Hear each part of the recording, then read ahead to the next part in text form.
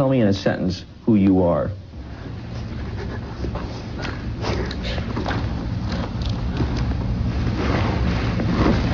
Nobody. I'm nobody. I'm a tramp, a bum, a hobo. I'm a boxcar and a jug of wine. And a straight razor if you get too close to me. Bienvenidos a un nuevo episodio de Memorias Oscuras, que explora la vida y mentes de algunas de las figuras más infames de la historia. Hoy nos sumergimos en la oscura odisea de Charles Manson desde su tumultuosa infancia hasta su reinado de terror y su eventual caída.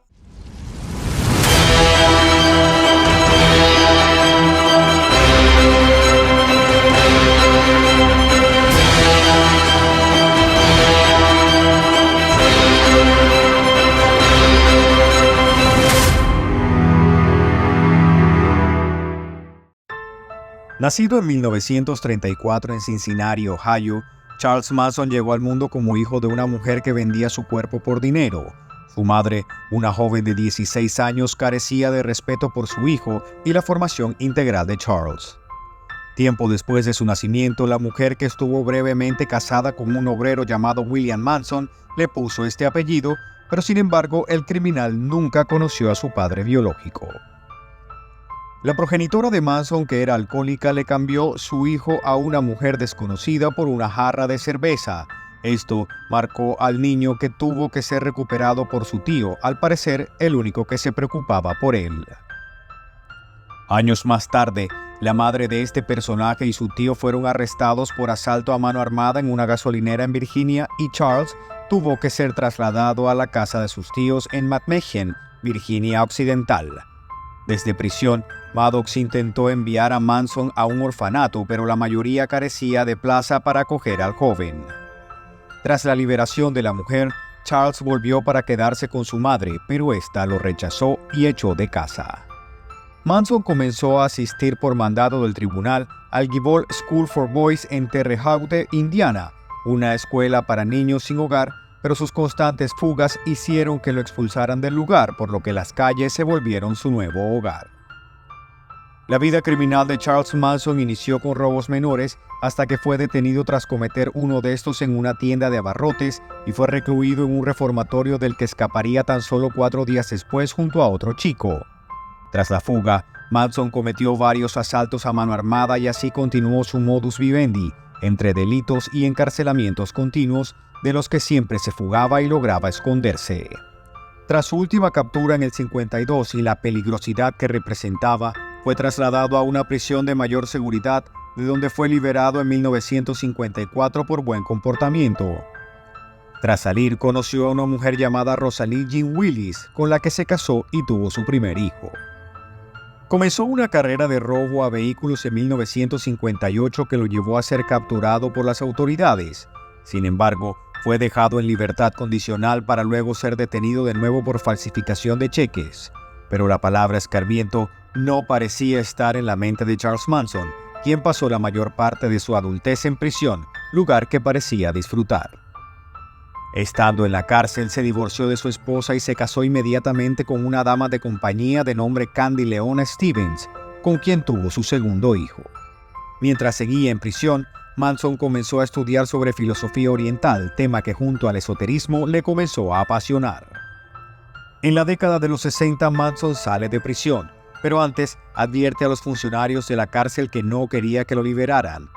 Él decía que sabía que no podía adaptarse a ese mundo, no después de haber pasado toda su vida encerrado y donde sentía que su mente estaba libre. Sin embargo, después de su liberación, se trasladó a San Francisco. A través de su pasión por la música y las drogas, Manson reclutó a un grupo de jóvenes y los adoctrinó con sus convicciones criminales, escondidas profundamente en el esoterismo y misticismo.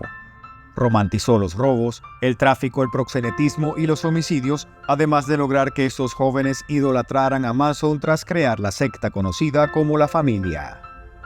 El líder utilizaba a las chicas para atraer más adeptos a su especie de secta, en la mayoría personas desplazadas de la sociedad. En esta, les hacía creer a sus acólitos que les enseñaría a encontrar el camino de la verdad, a liberar sus auténticos yo interiores. Además, pensaban que podían comunicarse con los animales y le atribuían poderes sobrenaturales como curar a un hombre con las manos. Charles tenía la convicción de convertirse en un músico famoso y en la escena conoció a varios productores e intérpretes de renombre con quien compartió noches y a quienes pidió contactos para grabar discos con sus canciones que hacían apología a una vida desordenada. Algunos lo ignoraron de manera decente, otros creyeron en él. Uno de ellos le insinuó que en una casa de las colinas de Beverly Hills había un productor que probablemente le podría ayudar, pero esa vivienda había cambiado de dueño y había sido alquilada por el famoso productor Roman Polanski y su esposa, la famosa actriz Sharon Tate, quien para la época estaba embarazada. Fruto de una fatal casualidad, se dio el crimen más polémico en la historia de Hollywood. Manson soñaba con poder convertirse en un músico de éxito y fue a la casa de Polanski a buscar a un conocido productor musical, pero este ya no vivía ahí, y ante la insistencia de Manson, Polanski y Tate lo echaron de allí tras una fuerte discusión. Esa fue su perdición. Desde ese momento, Manson tuvo claro que quería acabar con ellos y no de cualquier manera, y así lo pidió. Un Manson fuera de sí, con cólera por el rechazo de Polanski, el 8 de agosto de 1969, ordenó a 3 de sus esclavas sexuales, Susan Atkins, Linda Kasabian y Patricia Krenwinkel, que asaltaran la casa y acabaran con ellos de la manera más horrorosa posible. Esa misma madrugada, las 3 mujeres se dirigieron a la casa con bolsas llenas de ropa limpia y cuchillos afilados. Con ellas iba un hombre, Tex Watson, armado con una pistola. Después de cortar la línea telefónica, se encontraron con Steven Parell, de 18 años, que abandonaba la mansión en su coche. Watson le disparó 4 veces en el pecho. Una vez adentro, la masacre fue salvaje y casi inhumana.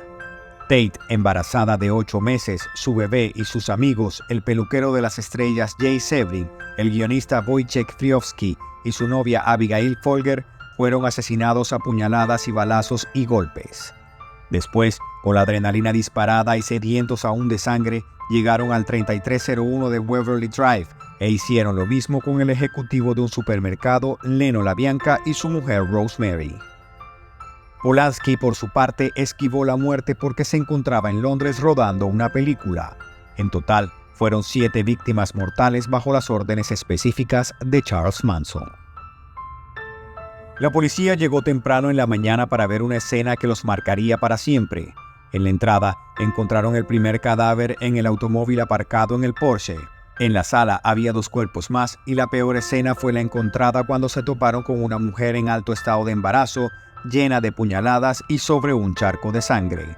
Se trataba de la famosa actriz Sharon Tate. En las habitaciones se toparon con 2 cuerpos más y en la casa adjunta los cadáveres de los vecinos de la pareja, un evento que nadie jamás podría olvidar. La policía no tenía indicio de los responsables de este dramático hecho de sangre que pronto ocupó los encabezados de los diarios en todos los Estados Unidos. Por su parte, un Polanski anonadado regresó al país para darse de frente con la dura realidad. Su esposa e hijo no nacido habían fallecido de una manera brutal. El mundo para él había acabado. Por suerte, el crimen se esclarecería poco a poco porque Susan Atkins, una de las participantes en este baño de sangre, fue detenida por un delito menor y se jactó entre rejas de la orgía de sangre que vivió aquella noche. El resto del rompecabezas se iría resolviendo con el paso de las horas. Ya con la pista de él o los responsables, los detectives del sheriff de Los Ángeles entrevistaron a Al Springer, un miembro de una pandilla de motociclistas que tenía alguna asociación con Manson. Springer les dijo que Manson le contó sobre matar gente días después de los asesinatos de Tate. Comenzaron las redadas y poco a poco los miembros de la familia involucrados en el hecho fueron capturados, incluyendo Manson. Tras varios interrogatorios, Manson, Watson, Atkins, Krenwinkel y Kasabian fueron acusados formalmente de los asesinatos de Tate y sus amigos. El gran jurado también los acusó por los asesinatos de los vecinos del productor Polanski.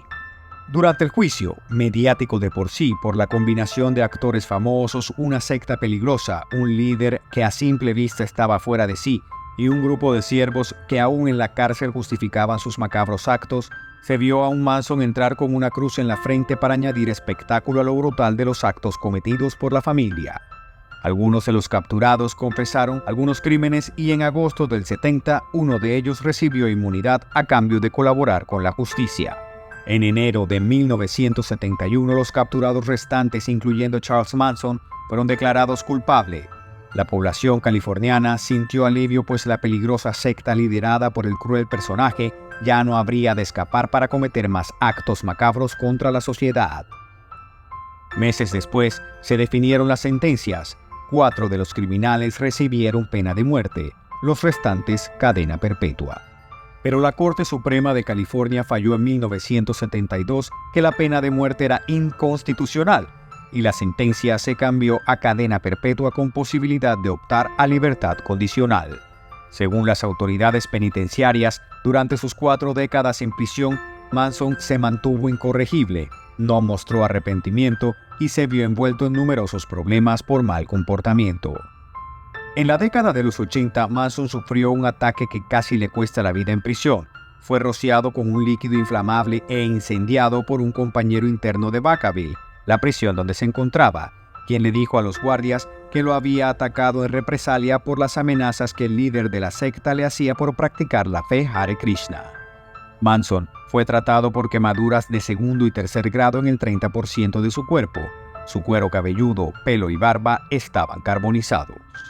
Durante más de 3 décadas en la cárcel, Manson protagonizó alrededor de 100 violaciones a los códigos penitenciarios.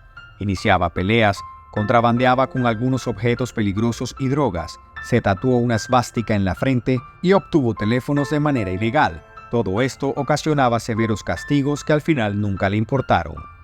Tras años sin noticias sobre este criminal, volvió a ocupar las portadas de los diarios y los titulares en las noticias al informar que en 2014, él y Afton Elaine Burton, una de sus devotas de 26 años de edad, obtuvieron una licencia de matrimonio, pero expiró antes de que pudieran casarse. Ella lo había visitado fielmente en prisión por 7 años. Una y otra vez pidió ser escuchado para poder salir en libertad y se logró fijar la última audiencia para el año 2027, pero Manson no llegaría a esta. El 15 de noviembre de 2017, una fuente no autorizada para hablar en nombre del Departamento Penitenciario confirmó que Manson habría ingresado en un hospital de Bakersfield, aunque el Departamento de Corrección y Rehabilitación de California jamás lo confirmó. Manson falleció en el hospital 4 días más tarde, el 19 de noviembre, una semana después de cumplir 83 años. Las causas subyacentes de la muerte fueron cáncer de colon y un paro cardiorrespiratorio. La figura y filosofía de Manson, llenas de terror y excesos, generaron locura por esa época en la cultura pop estadounidense. Con el paso de los años, músicos como Guns N' Roses y Marilyn Manson construyeron una particular devoción en torno a su locura. Axl Rose, cantante de los primeros, llegó a actuar con camisetas con el rostro del asesino. Por su parte, Marilyn Manson se reapropió de la letra de Mechanical Man de Charles para uno de los cortes de su primer álbum, Portrait of an American Family. Pero son muchos más los que se han acercado a Manson desde la fascinación que provoca el morbo de lo macabro, o bien situándolo como un símbolo de la locura de este mundo. The Ramones, Gigi Allen, Slipknot, Ozzy Osbourne, Neil Young o Kasabian han tomado de lo que significó aquella locura con la que murió el movimiento hippie. La historia de Charles Manson es una advertencia sobre los peligros del carisma mal utilizado y la influencia. Nos obliga a mirar más allá de la superficie y a cuestionar la naturaleza del mal. Gracias por acompañarnos en este viaje a través de las memorias oscuras. Hasta la próxima y recuerda que en lo más profundo de la oscuridad siempre hay una historia que contar.